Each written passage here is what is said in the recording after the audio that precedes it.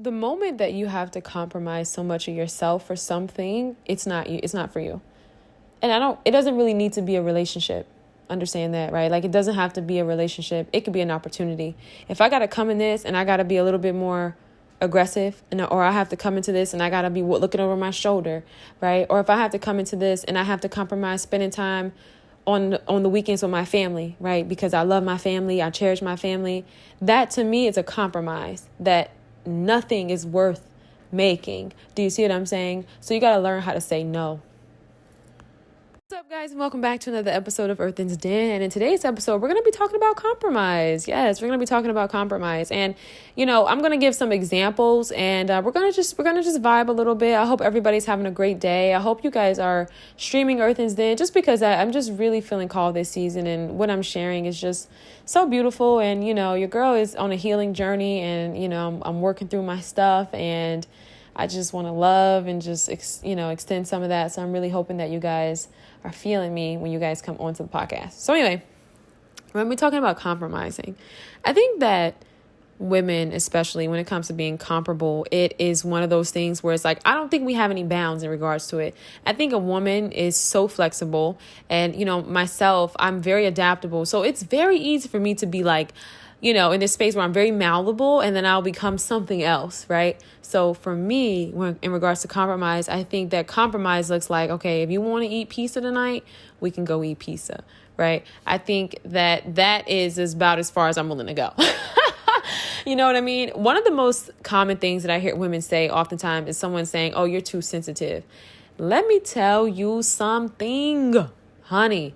This is a big no-no for me. I think that anybody, I don't care what it is, a job, I don't care I don't care. If something hurts your feelings, it hurts your feelings. And that's just real. And, the sad truth about this, ladies, is that the moment that something or someone, it could be a boss at work, it doesn't really matter. Understand, hear me clearly. Because I know a lot of people talk about relationships, and I do talk on my podcast about relationships. And I'm not trying to deny the calling if that's where God just wants me to go.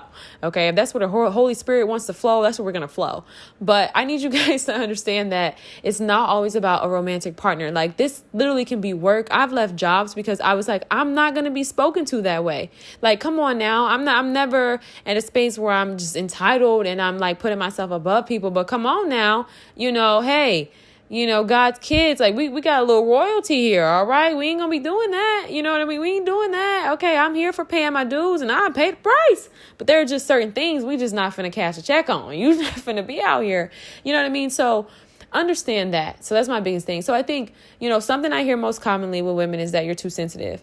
Understand this, ladies. If someone tells you that you are too sensitive, that is not your rodeo. You got to understand, people have mothers, okay? And mothers, just like fathers, are role models. So if you have a mother who has been hurt, or if you have a mother, right? Because come on, ladies, right? We got some aunties, we got some mothers ourselves, okay? Some of our mothers, we understand that healing, this whole new wave of healing, this whole new wave of awareness, all of this is something that is so new. And I think that honestly, on the other side of this, if I'm just keeping the faith alive and just, believing in God, and, I'm hopeful for a future, I think that a lot of this stuff is going to work out to our benefit. And I actually think we're going to be a lot closer, and, we're going to be a lot more united. Me and my family, my relationships with my parents, my family, the whole nine, we've definitely come together in Christ. Christ is the one thing that allowed us to really just put a lot of stuff aside because of our love of Christ, and, him just knowing how much he wants us to kind of just be in communion and in community. That's something that I think that really helps. And, it's funny. I remember, this is going to be a little far left, but I remember speaking to my sister, and we talked about my great grandmother and my great grandfather. And it wasn't one of those conversations that a lot of people have where they say, oh, yeah, they stayed together for 40 something years, but they were miserable. Nah, my grandparents were mad happy. They had a whole bunch of kids, about 6 kids. They were very loving. My grandmother was a seamstress, and, she helped my grandfather. They were entrepreneurs. They also had a church. They bought property. My grandfather had a farm in Indiana. Girl, don't play with it. All right. Don't play with it. Okay. So anyway, I go on to say that because honestly, I'm actually very proud to know that that is my lineage. And I think that, if you're not sure of your lineage, really tap into that. If you got some grandparents that are alive and you know what I mean, or grandparents essentially. Yeah, because those are my great greats. If you got some grandparents that are alive, take time to ask questions while they're still here. Because man, you can learn a lot about yourself, your future, where you're headed, what you need, where you're going when you really tap into your family history. So anyway, I was saying to myself, I said, no, my grandparents were together and the marriages actually lasted longer because of God. People were They were prayerful. The women were, prayer warriors. Like I said, my grandmother was a ministry. She was a minister, pastor, minister. I'm sorry, y'all. I'm not really too versed with those, but pastor, my grandfather was a pastor at the church. They had their own church.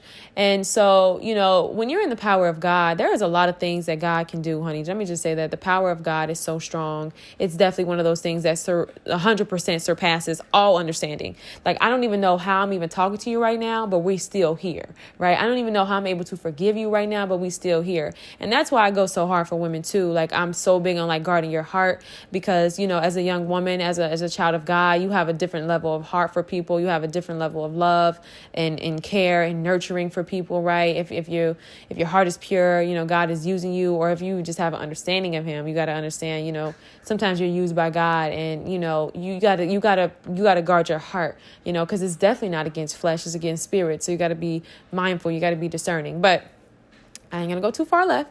I just had to say that's why I'm really big on that. So, yeah, my grandparents were definitely together because of Christ. But back to our conversation. I'm so sorry. I think that that's a very slippery slope, right? Like in regards to compromise, because I think the moment that a person tells you you're too sensitive, just understand that, some people have seen women who definitely have that superwoman mentality, right? My grandmother, I've never seen my grandmother cry at all. And when I tell you, she buried every single sibling she has ever had.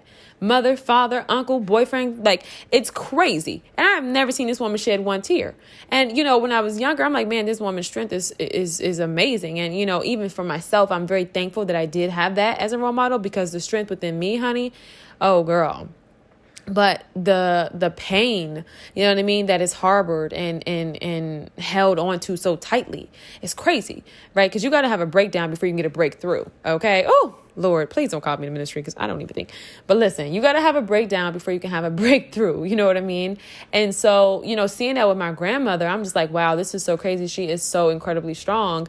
And so, with that, I realized that was our lineage. We know as Black women, we have definitely been the matriarchs in our society and in our family lineage. So, I think a lot of times seeing a Black woman cry or feel any emotion, if we're being honest, I don't think that a lot of times it's a conversation that's had because it's women, you know what I mean? Like it's women, you think that women are in a space where it's like they're women, you know what I mean? Like you think that women are emotional or they're not, you know what I mean? Whatever, I don't know. But I think that just as men have stereotypes, although I do feel like, when it comes to Black men, their stereotypes are a little bit more like engineered to their benefit. You know what I mean? Like seeing it being strong or, and I think that some of it is a little perverted. Like you know what I mean? Like if you get, okay, yeah, you get it. So I'm not saying it's all well, but I just think that some of the strength aspects and attributes, sometimes it works to their benefit. Obviously, we're not going to ignore, police brutality and the racial profiling and things like that just due to the mere intimidation of the Black man. But we're also going to have to, I'm just going to be mindful of both sides. So with women, I think, because we understand that women are strong, sometimes we don't give women the space to kind of just be women. And I think that's why a lot of women do harbor a lot of these things. And, you don't want to say anything because it's like, oh, you're too sensitive. So listen to me clearly because I'm going to wrap up with this. I think when it comes to sensitivity, it's a very important thing. A woman is intuitive. And so you have to be able to feel what you're feeling. If you feel like that, then that's what it is. And that's probably what it is. As a child, it's funny because we don't do this to children, right? But as a child, you're not telling your child who says, oh, I'm afraid right now, or, oh, you know what I mean? Because here as a child, you don't even say I feel, you're just like expressing it. It is what it is, And so in that moment, I don't think that we're actually sitting in a space where we're like, okay, why is she feeling this way? No, you trust the child because you understand that children are intuitive and children are emotionally empathetic and they get it. You know what I mean? Children can feel when something's not off. That's when they come around certain people, they're just like holding on to your leg, or you know what I mean? Because they don't know you and they feel like, oh, I don't know, this person's kind of weird, So that's very important. And so I think in regards to sensitivity and emotional connection with a lot of Black women, unfortunately, in regards to relationships and even just like previous role models, it's not something that is typically role modeled. Like, it's not something that we typically see. We don't really see women in those positions anymore. And we can't blame them, right? Because we understand society, the movement, and just the evolution of our relationships. So we understand that women are definitely in spaces where, hey, we've always kind of had to be in position to protect ourselves, And that's a conversation for another day. But I just wanted to get on here and tell you guys that, like, if it's one of those things where you have to compromise so much of yourself to where you're left with nothing, then that's not for you. I don't care what it is. It could be a job. It could be a relationship. It could be a certain opportunity. If it matters to you and you have to compromise and you have to bend on that, that is a non-negotiable. And that's just period. Like, if you're sensitive, okay, you're sensitive. You need someone who is sensitive as well and who can be gentle with your sensitivity, period. You don't need to change being sensitive. You don't need to be more hard. You don't need to be more aggressive. No. If you a crier, cry. That's what it is. See, you have to understand, like, you are in essence like the totality of you. Like, you are a whole being. You know what I mean? And so you're going to have times where you're X, Y, and Z, and that's what comes with you. So understand that when it comes to compromise, you really shouldn't be compromised with a whole lot. Like I said, it's a piece of thing. Okay, if your coworker says, hey, I'm about to go to break, can you cover me? You usually go to break at that time, then yeah, maybe this could be okay. But even still, for me, honey, if this is a reoccurring thing and we got a schedule, Tammy, girl, I don't know. We're going to have a conversation. So the Lord is still working on me, y'all. Bear with me. So it's just one of those things. You see what I'm saying? Like, you just have to understand, because I think when it comes to compromise and agreeableness, it gets to a point where you can do that so often, you're going to look up and be like, okay, who in the heck am I? I didn't compromise my way into a whole nother compartment, girl. I'm not even over there in my department where I stand, girl. I'm not even over there with the blouse section where I live, girl. I'm a whole blouse. I'm out here in the pants section, girl. Girl, I'm out here in the pants section in a whole different department, girl. I'm a mess. I'm a whole blouse, girl, out here lost on these racks, okay? And I had to give the analogy of fashion because that's just what I do. I love fashion. I love art and creativity. But listen, I can't even say I love fashion. I think for me, I more so love garments. Can I say garments? And the reason I can't say fashion, because it's so trendy and it's just like irrelevant personally. I love originality and things like that. But nonetheless, you guys, this is a real story.